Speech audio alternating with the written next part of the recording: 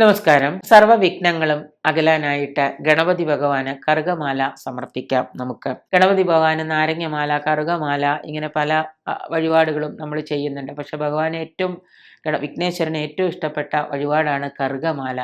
നമ്മുടെ പക്കപ്പിറന്നാളുകളിൽ ഒരുപാട് കാര്യങ്ങൾ നമുക്ക് തടസ്സമായിട്ട് കിടക്കുന്നുണ്ട് എങ്കിൽ കുശപ്പുല്ല് എന്നാണ് പറയുക, കറുകമാല ഭഗവാന് സമർപ്പിക്കുകയും ഭഗവാന് ഇഷ്ടപ്പെട്ട രീതിയിൽ മാലയായിട്ട് കെട്ടി ചാർത്തുക, കറുക കൊണ്ട് നമ്മൾ പുഷ്പാഞ്ജലി ചെയ്യുക, ഇതൊക്കെ ചെയ്യുന്നത് ഏറ്റവും ഏറ്റവും വിശിഷ്ടമായിട്ട് ഉത്തമമായിട്ടുള്ള ഒരു വഴിപാടാണ്.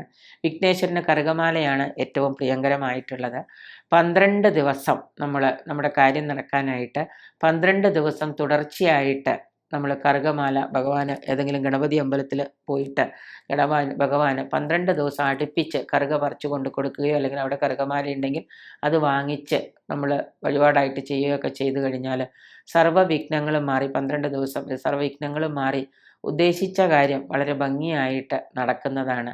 അതുപോലെ തന്നെ നമുക്ക് രോഗങ്ങൾ മാറാതിട്ടുണ്ടെങ്കിൽ സർവ്വരോഗങ്ങളും മാറി നമുക്ക് നല്ല ഒരു ശാന്തി, സമാധാനവും ആയുരാരോഗ്യമൊക്കെ കിട്ടാനായിട്ട് ചെറുനാരങ്ങ മാല, അത് ഓരോ കണക്കുണ്ട്, 36, 108, അങ്ങനെ ഓരോ കണക്കനുസരിച്ചിട്ടുള്ള ചെറുനാരങ്ങ മാല വാങ്ങിയിട്ട് അത് നമുക്ക് സമർപ്പിക്കാം. കറുകമാല പോലെ തന്നെ പ്രധാനമാണ് ചെറുനാരങ്ങ മാല.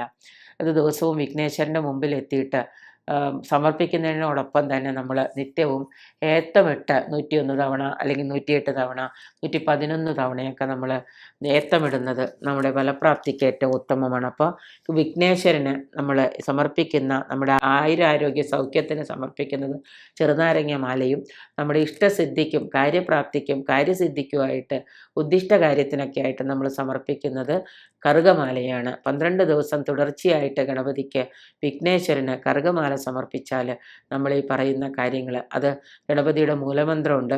ഓം ശ്രീ വിഘ്നേശ്വരായ നമ എന്ന മൂലമന്ത്രമുണ്ട്. ഓം ശ്രീ വിഘ്നേശ്വരായ എന്ന മൂലമന്ത്രം ജപിക്കുകയും കൂടെ ചെയ്തു കഴിഞ്ഞാൽ തീർച്ചയായിട്ടും നമ്മുടെ കാര്യസിദ്ധി ഉറപ്പായിട്ടും നടക്കും.